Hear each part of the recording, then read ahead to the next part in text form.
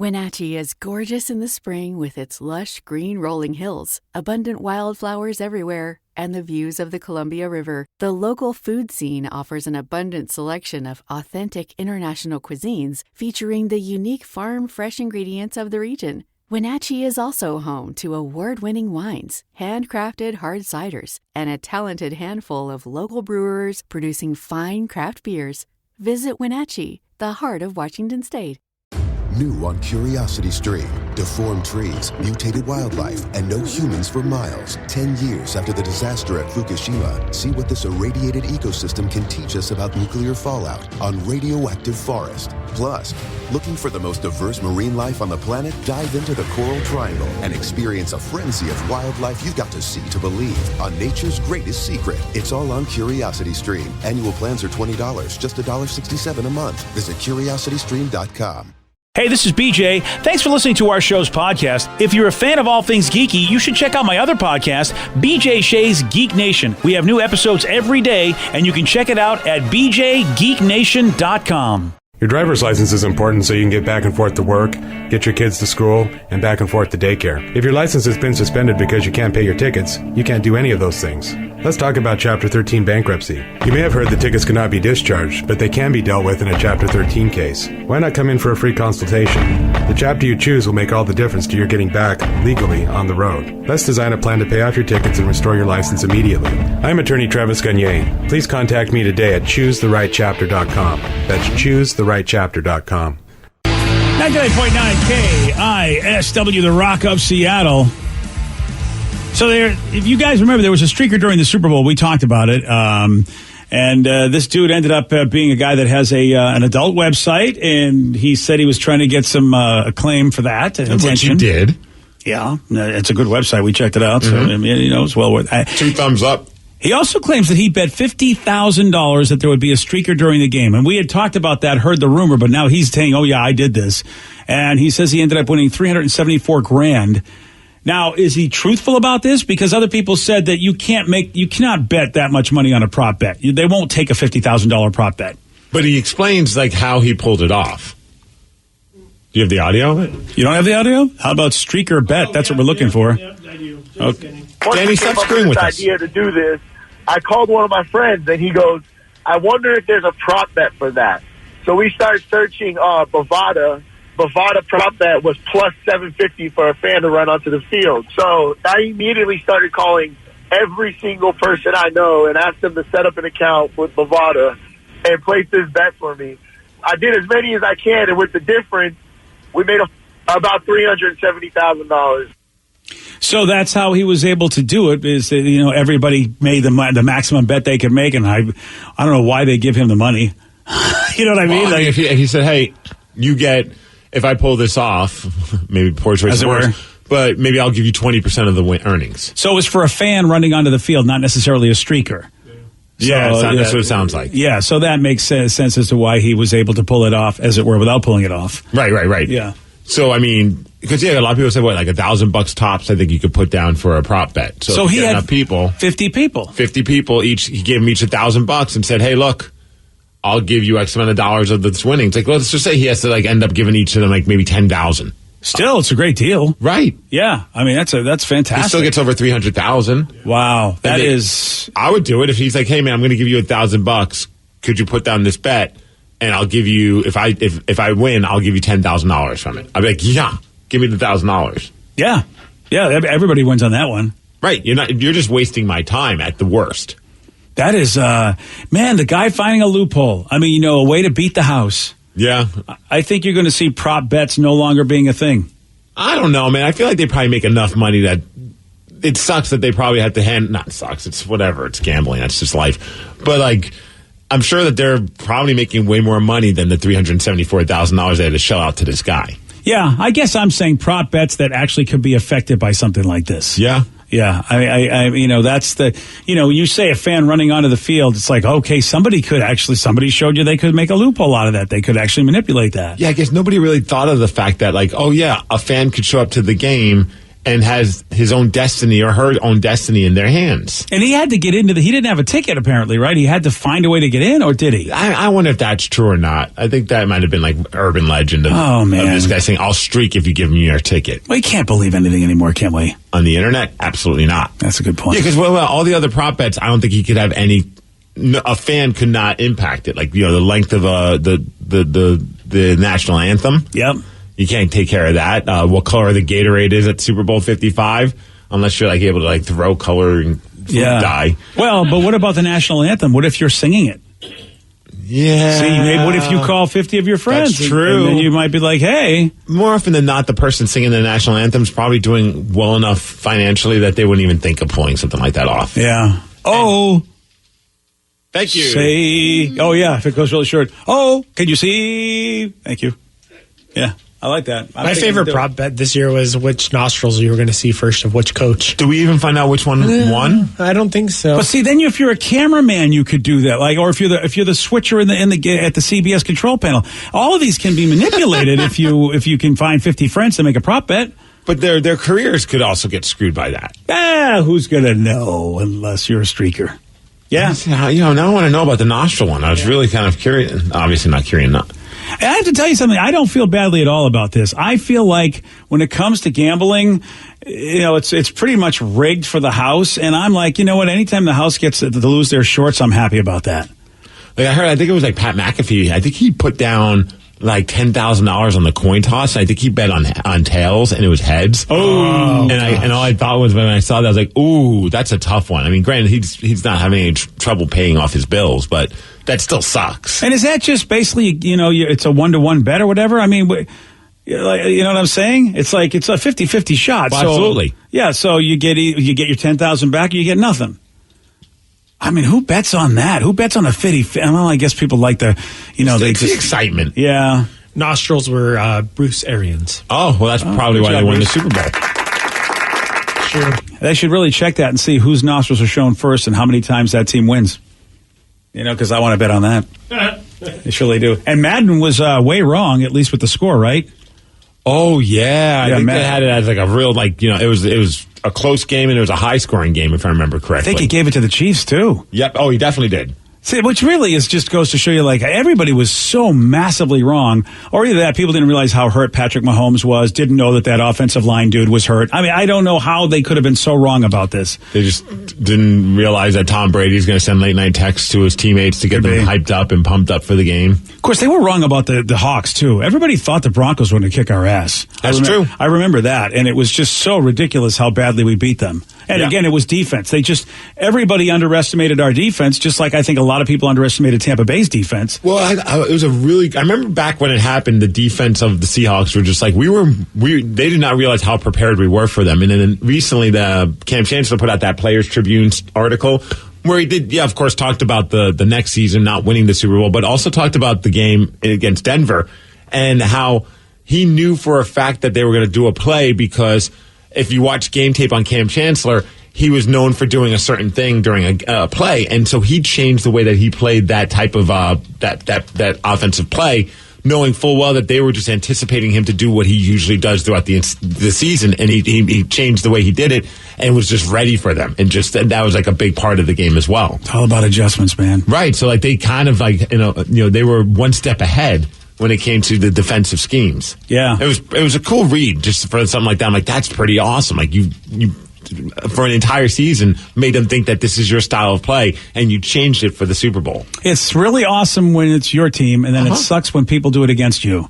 which, of course, we saw, obviously, them do it against our offense. A lot of teams figured it out, and it really sucked. Sure. Yeah. Hey, how about this? Hooters, do we still have one around here? Is there still one in Tacoma? Portland. No. Oh, it's Portland. Okay. Yeah, only when you go into Portland is there a Hooters. Well, if you want free boneless wings, go into that Hooters in Portland and shred a photo of your ex. It's a special Valentine's promotion at Hooters. You don't even have to shred a real picture. You can just upload a digital one to their website and virtually shred it. I don't have any pictures of my exes. I'd have to have someone pretend to be my ex. Yeah. Like Danny put on a wig. And let's print a picture, and then all of a sudden... That's healthy, by the way, I have to say. What's that? That you don't have any pictures of your ex. I think that's pretty healthy. Some people save that stuff. I didn't know. It wasn't even like anger. It was just like, why do I need these pictures? It was just, obviously Yeah. on Facebook when the relationship ends, you just go through all the pictures and get rid of them because you don't want the reminder. But then, like, even like the actual physical pictures I had, I'm like, what do I need these for? Yeah, you got to be careful because I have I had on my Apple TV, it would show all the pictures you have, and there was some of Sarah and her old boyfriend, and that was not cool. And we were just, there it is, the Apple TV is just on screensaver. All of a sudden that shows up with J-Rubs, and he's like, what the hell's this? It's like, I thought I deleted all these, damn it. Oh, I just have scenic pictures of mountains and nature that show up on my screensaver. Yeah, I used to be able to, like my old Apple TVs, I could hook it into my pictures. Now I don't know how to. It just stopped. I don't know why. I still have it hooked up. For some reason, it won't do it anymore. And, right now, I just don't want to. Yeah, mine is just whatever Xfinity gives me as a screensaver. And I'm very impressed by the pictures that they post. Oh, the Xfinity screensaver is great. Yeah, I was like, that looks like a really fun place to visit sometime. Yeah. And then I'm like, where is that? And then they go to another picture. I'm like, well, now I got to stare at a screen for 20 minutes until that picture shows up again. I don't know how you get through. I put my best foot forward, BJ. You're doing a great job. Yeah, so you of course have to eat at the Hooters, but you get free 10 boneless wings if you want to shred a picture. Look, I'm not. Go ahead, do it. Okay, I don't think Hooters food's terrible. I think it's fine, but I'm never going to go get takeout from Hooters. The appeal of going to Hooters would be to go to the restaurant. That's true. Like, why would? Never once did I think, man, I'm going to get some their chicken wings to go. Their chicken wings are fine. I don't think they're like, some people get a little are polarized on it. Like either they think they're the greatest thing ever or the worst thing ever. I think they're fine, but I sure as hell I'm not going to get them to go. Well, you can go back in a restaurant now again. It's 25% capacity. I don't know about Oregon, but I just think it's funny that they said that's like part of the thing. Like, you have to eat here. Well, yeah. Why would I want to leave there? I have bad news. What? There's no Hooters in Oregon. What happened? Well, I looked up all the Hooters in Oregon, and there is absolutely none on the Hooters website. So they got that giant Hooters sign the minute you walk, when you drive into Oregon. It's like welcoming you. Welcome to Oregon and Hooters. Well, really? Yeah, I looked it up, and there was not there. None are there. The closest one I found is in California, and they say the dining rooms are currently closed. Oh yeah, California's still not as cool as us yet. Is this like a scam that Hooters is doing? Like, yeah, you can eat these free wings, but you have to eat them here, but none of their restaurants are open. Oh, so basically, don't know how they make money on that deal, but okay, I'm going to go with it. It's like, hey, free deal, but you can't eat here anyway. Yeah, permanently closed according to Google. Oh man. So it looks like the Pacific Northwest is like, sorry, Hooters, we're done with you. Man. Goodbye, Hooters. I don't remember the last time I ate a Hooters, so I'm definitely contributing to the problem. But there was something special about when you drove into Oregon, seeing that Hooters sign. It made me happy. I think Twin Peaks kicked them around. Tilted Kilt, all those places just said, we're doing it better, Hooters. Well, we don't have a Tilted Kilt here, do we? Anywhere? No, we have a Twin Peaks. Twin Peaks. Yeah, but I know we have Twin Peaks. After going to Tilted Kilt, wherever the heck that was that we went to. Chicago. We realized that, okay, there are people taking us up a notch. Check Washington. So it says it's actually on the Washington side, the Hooters. Oh, maybe that's the problem. No. Maybe that's why you're supposed to stop and turn around. No, nothing. No. This is a sad day, man. Goodbye, Hoots. Peace. Peace. Yeah, so sorry about that. Wow. I mean, I don't know if I want to live in the Northwest anymore if we don't have one Hooters. Sorry, Steve. Yeah, pack your bags, brother. So of all these restaurants where it's like the appeal is the scantily clad or just like the hot-looking women that are your waitresses, right? I love how you just go, are you balancing breasts with your left and right hand? Is that what's happening with that move? Quite possible. Okay. He just goes like this, and he's like, left hand up and down, and right hand up and down. He's weighing the options. Yeah, and I'm like, for all these restaurants. Hey, welcome to Hooters. Ladies and gentlemen, we're juggling boobs here. I'd like to bring you your food, but I got to hold my boobs because they're just so damn big. All right. I'm starting to learn your sign language. It's pretty exciting. Okay, so you got Hooters. Yes. Twin Peaks. Yes, sir. Is it Tilted Kilt? I think it's Tilted Kilt, yeah. I don't know if there's any other ones, but those are like the ones that I can think of off the top of my head. Which one would you say is like the superior of the three? Well, for service and friendliness, Tilted Kilt really, only because I had such a, again, I don't know about the Twin Peaks here that's around in our state now, but the one that we went to where Chicago was it? Atlanta. Oh, they hated it. They were not friendly to me. I think that place is like Twin Peaks, Atlanta, where we don't like our customers. Yes. It wasn't a friendly time. Which is so funny because the one in Albuquerque, the Twin Peaks, that was my favorite place to go. Albuquerque. I'm just saying, like, they had really good service. They had their beers at 29 degrees and some of the best wings I've ever had. So that's why when we went to Atlanta, I was like, yes, let's go there. And then I think it was just that is particular. And the Twin Peaks, I think it was in Arizona we went to. It was right by a hockey rink when we went for a hockey tournament. They were super nice. Yes. Until one of the drunk hockey guys started asking one of them if he could get her cocaine, and I was just like, "What are you doing?" Like, and it's so not, like she's just like the niceness ended right there. Oh, she's that's like, who? And we're like, I don't know this guy. It was a random guy that was part of the tournament that just came along with us, and he was just like drunk and thought he was cool. And we're all just like, dude, we just want what are you doing? This is the wrong party. Yeah, what are you doing? We're going to get some cocaine. Like, oh, cool, dude. Yeah, that's fantastic. That's how it works, I think. Yeah, thank you, Mr. Bright Lights Big City. I think my favorite also for customer service and also attire, the Tilted Kilt. Yeah. Yes. Yeah. Attire was amazing. Yes, because it's all they look like really hot Roddy Pipers. Exactly. Check it out on the internet. You'll see Tilted Kilt, and there should be one here. And maybe Steve, you and I should go into business and open one up. All right, if we use your money, I'm totally. Oh, there you go. You're always up for that. Our franchise deal.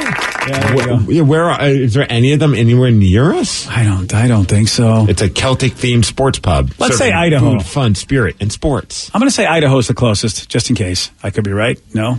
I'm looking. Okay. None located. Oh, none at all. None in the Pacific. Well, maybe you're right. Maybe this is the thing we need to do. I mean, somebody's got to. I never thought they'd open up Twin Peaks here. So how about Joey's? That one's the best. Yeah, that's like high end looking. Hot chicks. Yeah. Is Joey's still around?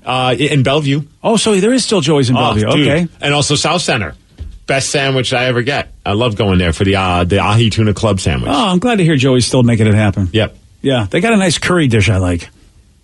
I don't know if they still do.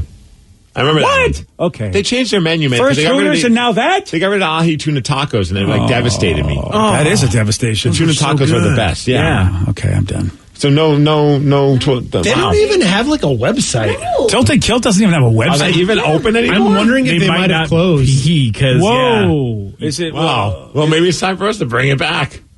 Their food was pretty good too. The only thing I'm seeing is one in Vegas. Maybe so there's not even one in Chicago anymore. Maybe the Corona kicked its ass. And their social media, their last tweet came out in March of 2020, like almost a year ago. Oh, that's just about the time that stuff went south, kids. Oh, they just shut it all down. Oh man, that sucks. I like Tilted Kilt. Yeah, yeah. Yeah. What was that, Danny? So Dave Grohl, you know that guy. He just shared that there is one aspect of parenting that he completely sucks at. What is it? Oh, you're going to hear from Dave himself. He'll tell you at 8:17 on The Rock. BJ and Migs, mornings on The Rock, 99.9 KISW. Wenatchee is gorgeous in the spring with its lush green rolling hills, abundant wildflowers everywhere, and the views of the Columbia River. The local food scene offers an abundant selection of authentic international cuisines featuring the unique farm-fresh ingredients of the region. Wenatchee is also home to award-winning wines, handcrafted hard ciders, and a talented handful of local brewers producing fine craft beers. Visit Wenatchee, the heart of Washington State. New on Curiosity Stream. With superior armies comes superior weapons. How has innovation mechanized the battlefield?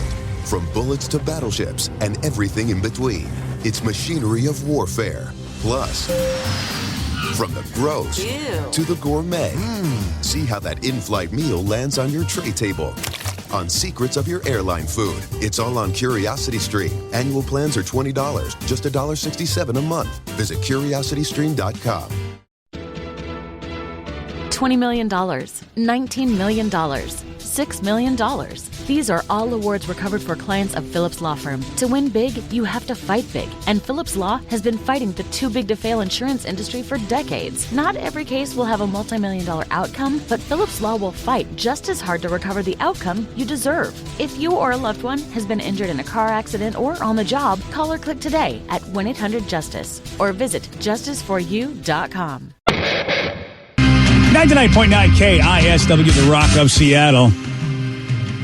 Well, every time we hear Dave Grohl's name mentioned, we're just like, this guy does everything right. The guy is just the king, greatest guy in the world, yes. Of course, super talented. But Dave just finally showed us where he does basically have an Achilles heel. He was interviewed and he said, look, man, there is one thing that I do not excel at when it comes to parenting, and that's helping his kids with their homework. My kids know who I am. Okay. I've read my report cards to my kids before.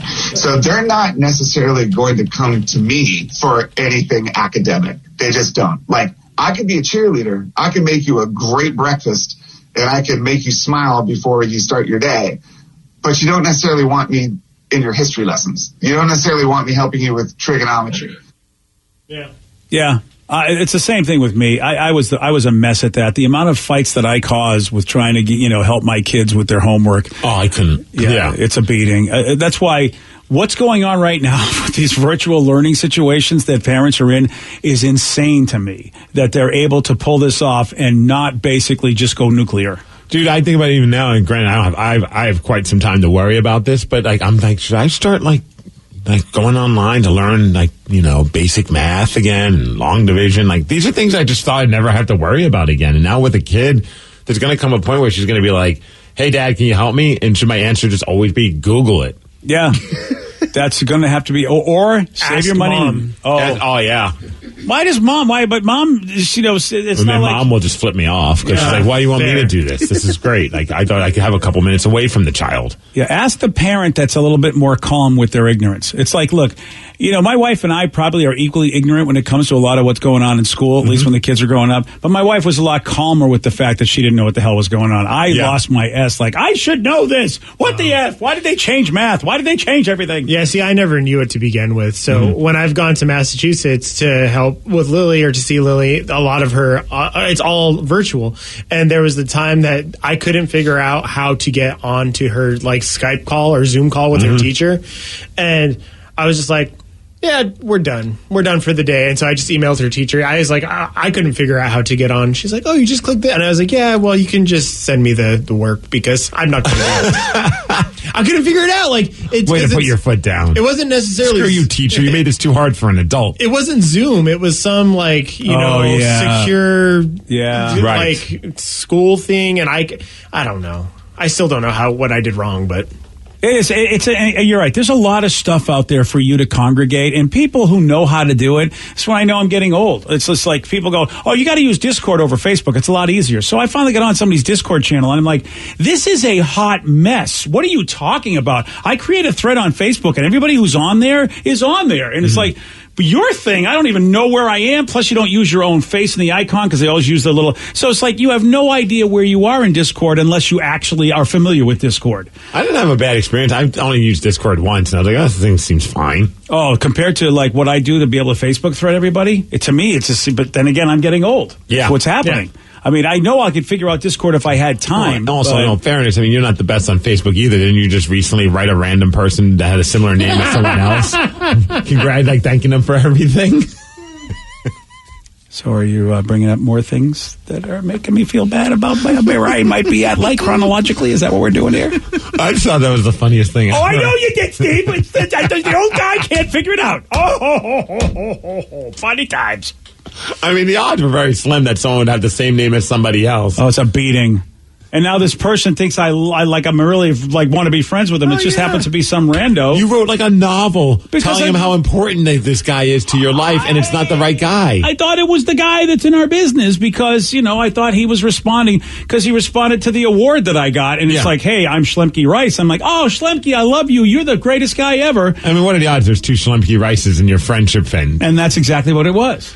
Yeah, so he posted that picture of his award. I don't know if you even heard of this story, but he posted a picture of the award that you won in radio. Awesome award, very well deserved. It's such a cool moment, right?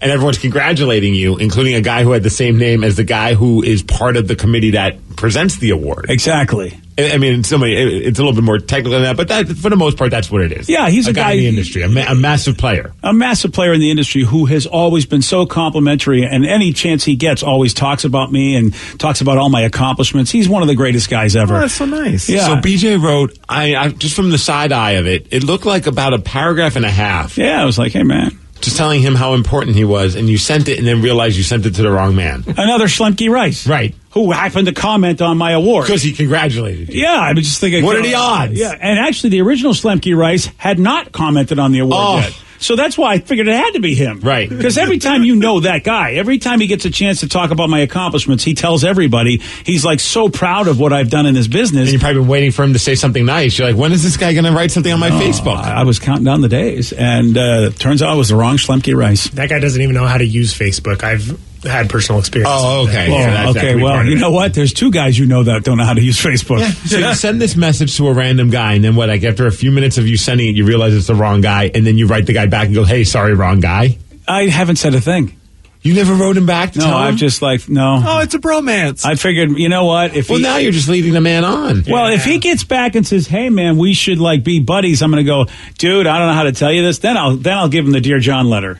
But I figure he might have also been taken aback, what the F are you talking about? It was a very heartfelt letter. Yeah. And this guy's probably like, I didn't do anything other than congratulate you. Why are you sending me this? Dude, you meant so much to my life. I mean, he probably, what if he thinks he did? What if he thinks, wow, I was a great inspiration to him, and he goes and he tells all his friends? One person says, just imagine how good you probably made that guy feel. I hope so.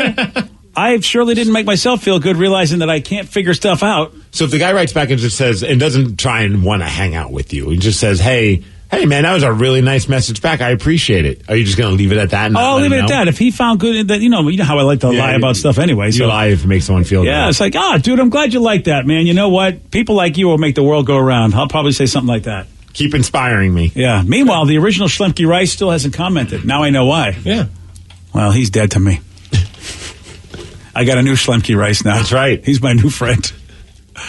Oh, man. So the Rock and Roll Hall of Fame. Yes, ladies and gentlemen, new nominees. They were announced. And listen, we're over the fact that it's not just about rock and roll. So we're not going to complain about that. Well, you mentioned the Foo Fighters with Dave Grohl and his kids. Did I mention them? Yeah, just a second ago. And they're nominated. What? Wait a second. That's the moment where you start to feel old. Because you're like, oh, crap, the Foo Fighters have been around. So what is it? I think 25 years from when you first released your debut record. That's when you're eligible? That's when you're eligible. Oh, yeah. So it's 25 years ago that we first got to hear the Foo Fighters. Yeah, that's nuts. Yes. Wow, that is nuts. Oh, here's another one to make you feel old. You want to go back to the Foo Fighters? How about these fine gentlemen? Rage Against the Machine. Yeah. Feel old on that one. They got to be. I mean, those two, in my opinion, should be shoo-ins. Now, this next one, I don't understand why it's taken so long unless they've been nominated before and I just haven't paid attention. But they're a lot older than 25 years old. And, of course, one of my favorite bands, Devo. I think they've been nominated before. I could be wrong. And they should That'd be nuts if they weren't. They should be in. Yes, they should. There's no doubt about it. Especially, I think, if you do your homework and you love Tool. We found this out. I don't know how many people know it. I just randomly, accidentally talked to Maynard and said, "Hey, one of your videos, I think it was for Pucifer." I said, "Really?" Or The Perfect Circle, but it was one of the other bands he does. I said, "This so reminds me of a Devo video," and he went off about how he loved that band. Yeah, and how they're a great inspiration for him. Very influential band, and also, I mean, they deserve to be in it. They had a sound all to themselves, and they were very successful. Yeah, and of course they did the Rugrats theme, so come on.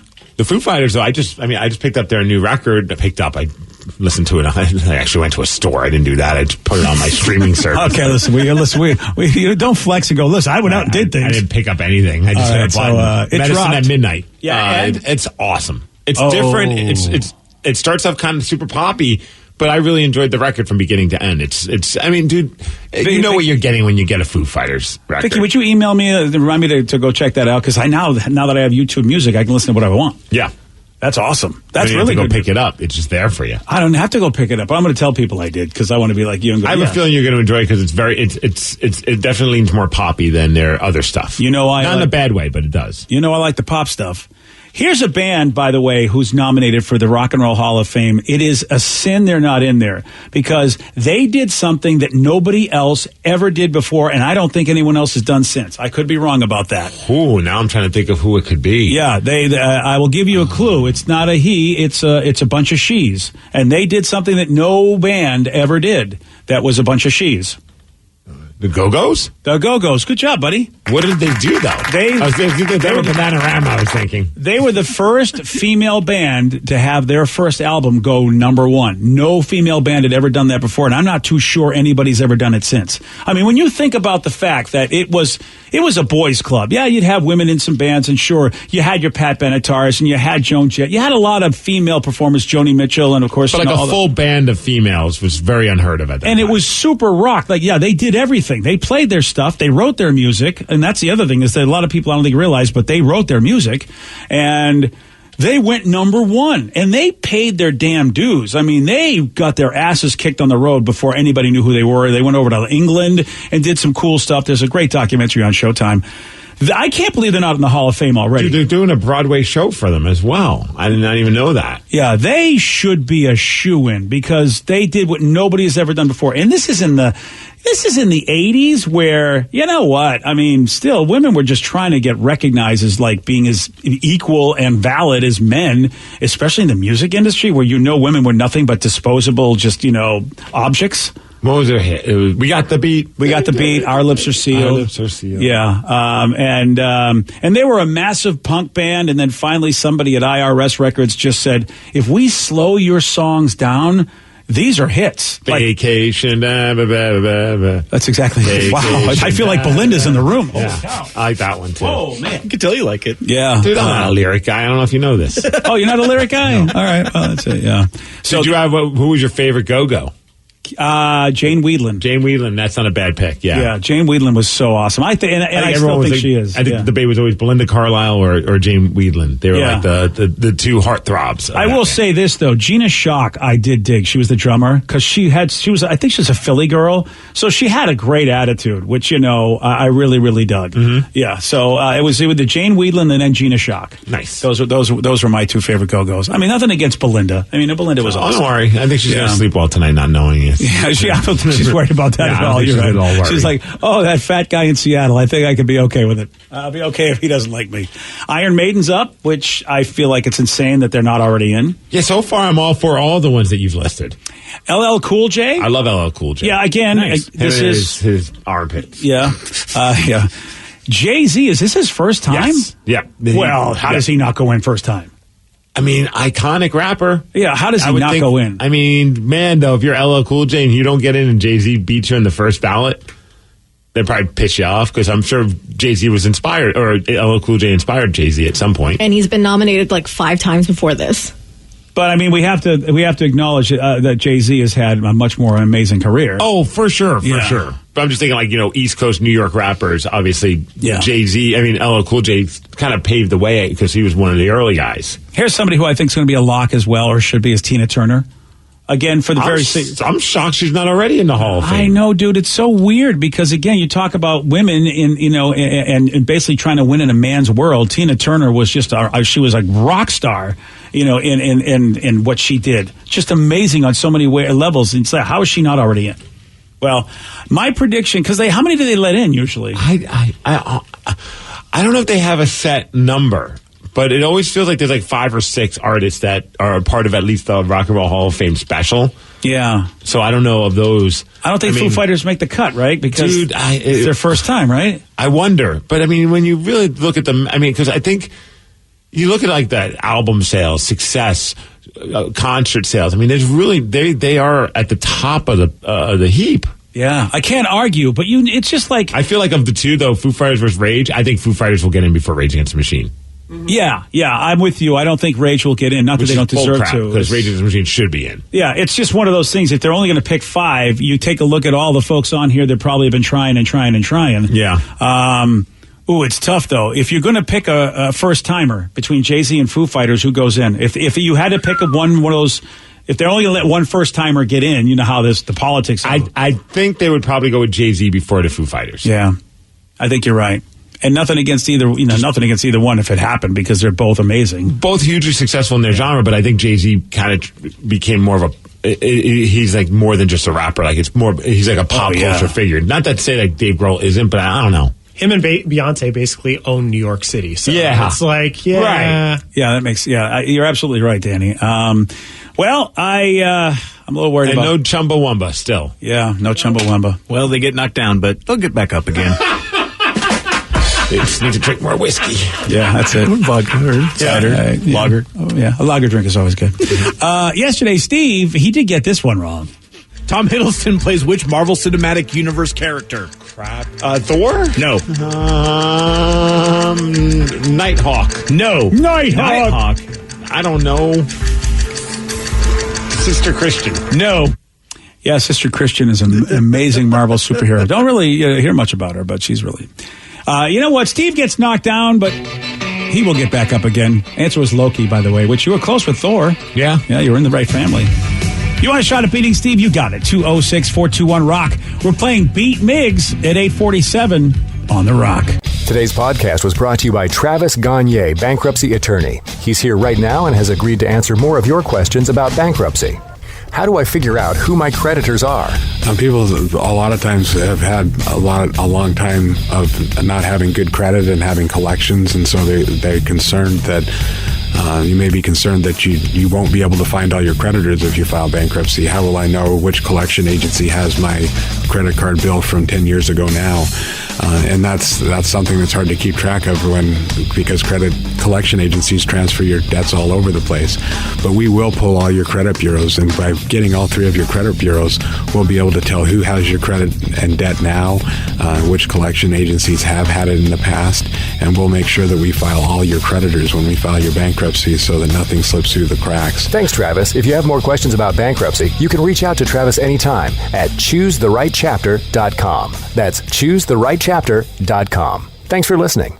Wenatchee is gorgeous in the spring with its lush green rolling hills, abundant wildflowers everywhere, and the views of the Columbia River. The local food scene offers an abundant selection of authentic international cuisines featuring the unique farm-fresh ingredients of the region. Wenatchee is also home to award-winning wines, handcrafted hard ciders, and a talented handful of local brewers producing fine craft beers.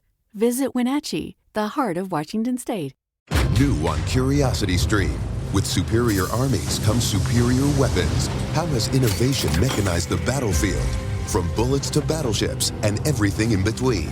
It's machinery of warfare. Plus, from the gross to the gourmet. See how that in-flight meal lands on your tray table. On secrets of your airline food. It's all on Curiosity Stream. Annual plans are $20, just $1.67 a month. Visit curiositystream.com.